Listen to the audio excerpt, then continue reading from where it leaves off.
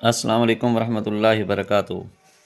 رمضان المبارک کے آخری دنوں میں ایک اہم مسئلہ سامنے آتا ہے اور وہ ہوتا ہے صدقہ فطر کہ صدقہ فطر کیا چیز ہے، صدقہ فطر کیا ہے اور صدقہ فطر کیوں دیا جاتا ہے اور صدقہ فطر کب دینا چاہیے۔ یہ وہ سوالات ہیں جو رمضان کے آخری دنوں میں اہم مسئلے کے طور پر پوچھے جاتے ہیں۔ تو آج کی اس ویڈیو میں ہم اسی مسئلے کو ڈسکس کریں گے کہ آپ جانتے ہیں کہ فطرہ کیا چیز ہے، فطرانہ کیوں دیا جاتا ہے اور یہ کب دینا چاہیے۔ تو اس موضوع کو ہم آج آسان انداز میں سمجھنے کی کوشش کریں گے۔ سب سے پہلی پوائنٹ تو ہم یہ دیکھیں گے کہ صدقہ فطر کیا ہے۔ صدقہ فطر کیا ہے؟ تو صدقہ فطر ایک واجب صدقہ ہے۔ تو اس کی حیثیت کیا ہے؟ اس کی حیثیت وجوب کی ہے کہ یہ ایک واجب ہے، واجب صدقہ ہے صدقہ فطر، جو رمضان المبارک کے آخر میں ادا کیا جاتا ہے۔ یہ ہر اس مسلمان پر واجب ہے جو صاحب نصاب ہو۔ جو کیا ہے؟ صاحب نصاب۔ صاحب نصاب کس کو کہتے ہیں؟ صاحب نصاب اسے کہتے ہیں کہ جس کے پاس 7.5 تولہ سونا ہو، ٹھیک ہے، 7.5 تولہ سونا یا 52 تولہ چاندی اس کے پاس ہو۔ چاندی جس کے پاس ہو یا اس کے پاس سونا ہو، اگر اس مقدار کا وہ مالک ہے، ٹھیک ہے، یا ان میں سے کوئی ایک چیز ہے اور اس کے علاوہ اس کے پاس کوئی ایسا غیر ضروری سامان ہے، غیر ضروری جو اس کی ضرورت سے ہٹ کر ہے، تو غیر ضروری سامان اگر اس کے پاس موجود ہے یا اس کے پاس سامان تجارت کوئی ایسا موجود ہے، ان سب کو ملا کر اگر وہ قیمت 7.5 تولہ سونا یا 52 تولہ چاندی کی مقدار کے برابر بنتی ہے، یا یہ دونوں چیزیں اس کے پاس ہیں، یا دونوں میں تھوڑی تھوڑی چیزیں ملا کر ان تمام چیزوں کا مجموعہ ایسا ہے کہ اس کے پاس وہ جو رقم ہے وہ 7.5 تولہ سونا کی قیمت کے برابر ہو جاتی ہے کہ اس پر جیسے زکوٰۃ واجب ہوتی ہے، تو ایسے صاحب نصاب پر کیا ہے؟ صدقہ فطر بھی کیا ہوگا؟ واجب ہوگا۔ اور پھر دوسرا اس کے اندر یہ ہوتا ہے کہ صاحب حیثیت پر، ٹھیک ہے، صاحب حیثیت، کیونکہ صاحب نصاب جو ہے اس کی پھر آگے شرائط ہوتی ہیں کہ 1 سال تک وہ مال اس کے پاس موجود ہو، ٹھیک ہے، وہ مقروض نہ ہو، بہت ساری شرائط اس میں، وہ تو ایک زکوٰۃ کے معاملات میں آ جاتا ہے۔ لیکن یہاں پر صاحب حیثیت ہے کہ صاحب حیثیت بھی ہو کہ اس کے پاس اپنے زیر کفالت لوگوں کا خرچ کرنے کی اس کے پاس صلاحیت ہے۔ تو اس طرح کے اگر اس کے پاس معاملات ہیں تو اس کے اوپر کیا صدقہ فطر دینا واجب ہے۔ فطرہ عید الفطر سے پہلے ادا کیا جاتا ہے۔ نماز عید سے پہلے کیا کرنا ہے؟ اس کو ادا کرنا ہے، قبل ادا کرنا ہے، نماز عید سے قبل اس کو ادا کرنا ہوگا۔ تو نماز عید پڑھنے سے پہلے کیا ہے؟ صدقہ فطر ادا کر کے پھر نماز ادا کی جائے، تاکہ معاشرے کے ضرورت مند افراد بھی عید کی خوشیوں میں شریک ہو سکیں۔ اب اگلا پوائنٹ ہے ہمارے پاس کہ صدقہ فطر کیوں دیا جاتا ہے۔ صدقہ فطر کیوں دیا جاتا ہے؟ اوپر ہمارا سوال تھا صدقہ فطر کیا ہے، اب یہاں ہے صدقہ فطر کیوں دیا جاتا ہے۔ یہ ایک سوال۔ ایک بات میں نے پہلے بھی کر دی کہ اس سے کیا ہے؟ ضرورت مند افراد جو ہیں وہ بھی عید کی خوشیوں میں شریک ہو سکیں۔ اس کے علاوہ فطرہ دینے کی بنیادی طور پر جو حکمتیں ہیں تو وہ 2 بڑی حکمتیں ہیں اس کی، ٹھیک ہے، اس کے صدقہ فطر کے ادا کرنے کی 2 بڑی حکمتیں ہیں۔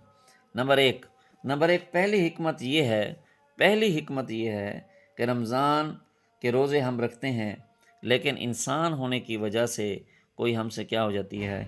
خطا ہو جاتی ہے، بعض اوقات ہم سے غلطیاں ہو جاتی ہیں، کبھی غیر ضروری باتیں ہو جاتی ہیں یا کوئی اور کمی رہ جاتی ہے، تو فطرانہ ان غلطیوں کا کفارہ بن جاتا ہے۔ تو ہم کہہ سکتے ہیں کہ اس کی ایک حکمت یہ ہے کہ روزے کا کفارہ بن جاتا ہے کیا فطرانہ، کہ روزے کے حالت میں ہم سے اگر کوئی غلطی سرزد ہو جاتی ہے تو وہ اس کا کیا ہو جاتا ہے، کفارہ بن جاتا ہے۔ دوسرے نمبر پہ اس کے اندر یہ ہے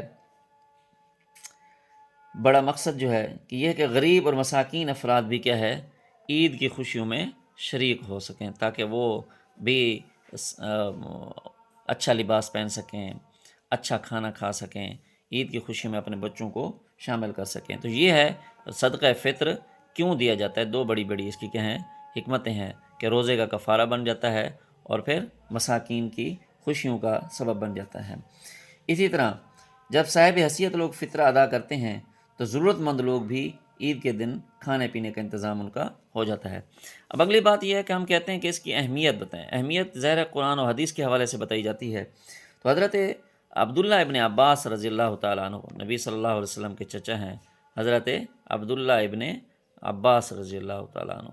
تو عبداللہ ابن عباس رضی اللہ تعالیٰ عنہما سے ایک روایت ہے کہ رسول اللہ صلی اللہ علیہ وسلم نے فرمایا کہ صدقہ فطر کو اس لیے مقرر فرمایا گیا ہے کہ روزہ لغو اور بیہودہ باتوں سے پاک ہو جائے۔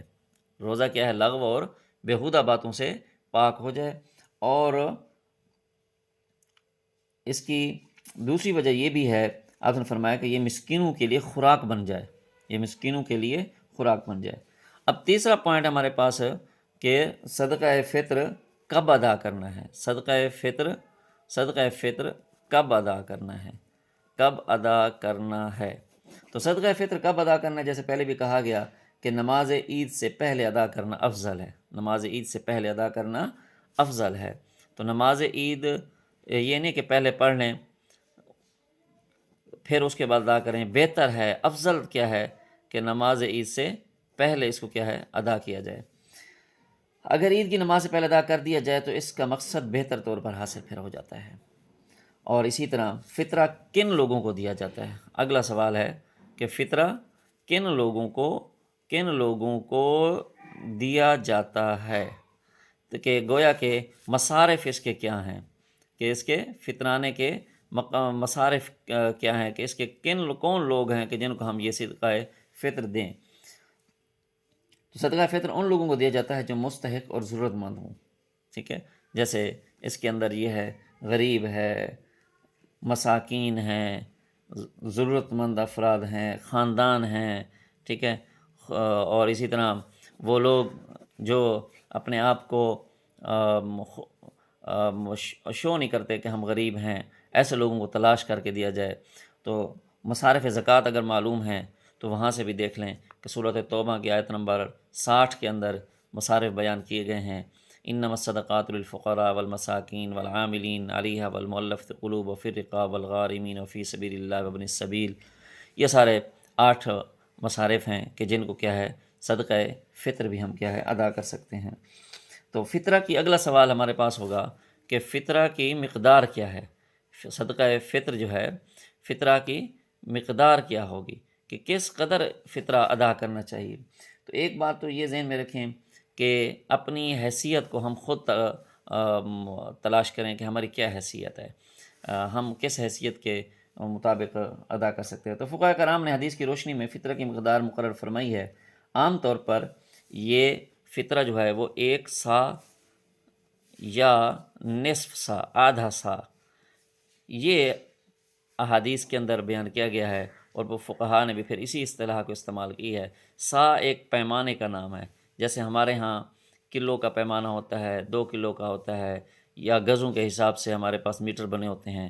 تو یہ سا ایک پیمائش کا کیا ہے، پیمانہ ہے، کہ آج کل کلو کے حساب سے چیزوں کا لین دین ہوتا ہے۔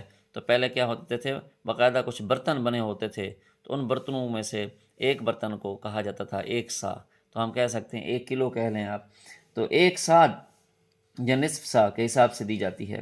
اب اس کے اندر پھر آسانی یہ ہے کہ اس کو گندم کے حساب سے بھی دی جا سکتی ہے، کھجور کے حساب سے بھی دی جا سکتی ہے، اور کشمش کے حساب سے بھی دی جا سکتی ہے، ٹھیک ہے، جو کے حساب سے۔ تو یہ چیزیں کچھ دی گئی ہیں۔ تو ہم سب سے پہلے بات کر لیتے ہیں کہ گندم کے حساب سے۔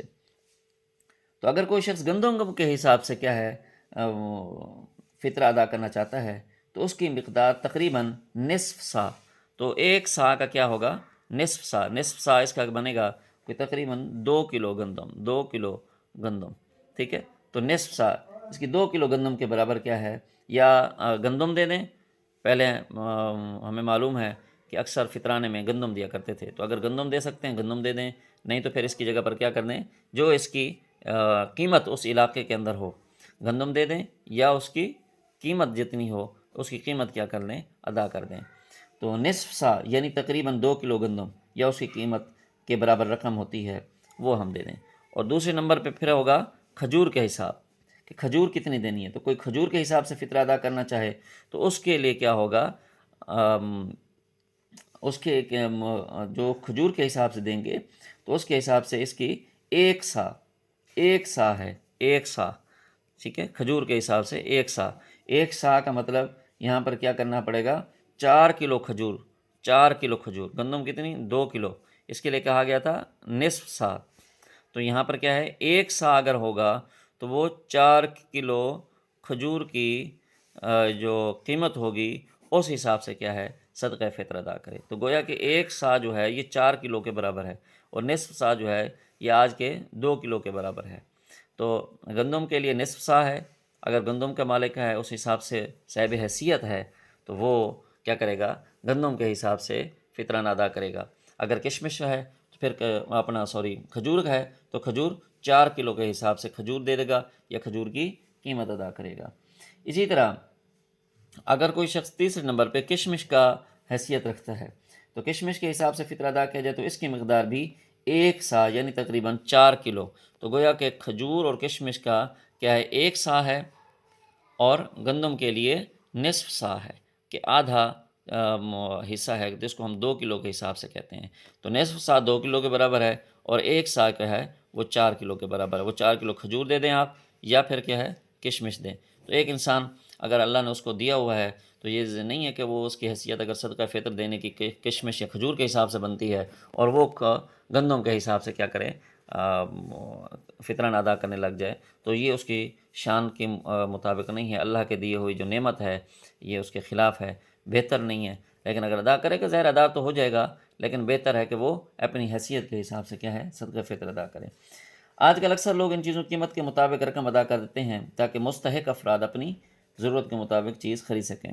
مثال کے طور پر اگر گندم کی قیمت کے حساب سے فطرہ ادا کیا جائے تو عام طور پر ایک فطرہ تقریباً آج کے دور میں 2026 کی بات ہو رہی ہے تو 200 سے 300 کے روپے کے قریب بنتا ہے. یہ قیمت جو ہے یہ علاقے کے حساب سے پھر بدل بھی سکتی ہے کہ کسی علاقے میں گندم کا کیا ریٹ ہے تو وہ اس حساب سے جائے گا. بہتر ہے کہ اگر اللہ نے استطاعت دی ہے تو کھجور یا کشمش کے حساب سے فطرہ دیا جائے.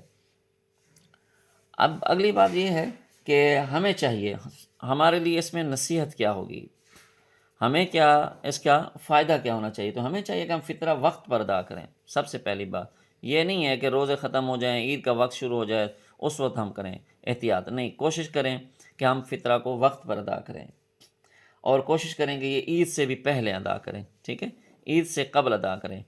اور اسی طرح تاکہ مستحق افراد جو ہیں ان تک پہنچ جائے تاکہ وہ بھی عید کی خوشیوں میں شریک ہو سکیں. دعا ہے کہ اللہ رب العزت ہمیں رمضان المبارک کی برکتوں سے بھرپور فائدہ اٹھانے کی توفیق عطا فرمائے، ہمارے روزے اور عبادات کو قبول فرمائے. جزاکم اللہ خیرا. السلام علیکم ورحمۃ اللہ وبرکاتہ. اگر آپ کو ہماری یہ ویڈیو مفید لگی ہے تو ہمارے چینل کے ساتھ آپ خود بھی جڑیں اور دوسرے دوستوں کو بھی اس کو شیئر کریں، اور تاکہ زیادہ سے زیادہ لوگ اس کے ساتھ جڑیں اور تمام طلباء کا اس سے فائدہ ہو.